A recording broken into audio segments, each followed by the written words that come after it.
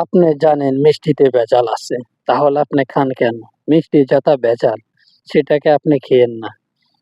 অন্যে খেতে চাইছে অন্যকে খেতে দেন। কিন্তু আপনার যাতা খাইতে ইচ্ছে করে না তাহলে আপনি চুপ থাকেন। কিন্তু আপনি সমালোচনা করার চাইতে চুপ থাকাটা অনেক ভালো। কেন জানেন? মানুষের সমালোচনাটা এগুলা ভালো না। এগুলা আপনার কাছে মানায় না। মানুষের কিছু নিয়ে আবার সমালোচনা করার আগে একবার ভেবেচিন্তে করবেন। মানুষকে কানা চোখে দেখবেন না। কেন জানেন? আপনি কেউ ভালো কিছু করতে চাইলে তাকে বলবেন, "তুমি খুব ভালো কিছু করতে পারবে।" কিন্তু আঘাত দিয়ে কথা বলাটা চাইতে মানুষকে সান্ত্বনা দেওয়াটা এটাই সবচেয়ে ভালো। কেন জানেন? কেউর ভালো আপনি দেখতে পারেন না তাই আপনি চুপ থাকেন। মানুষকে কষ্ট দিয়ে কথা বলাটা ঠিক না।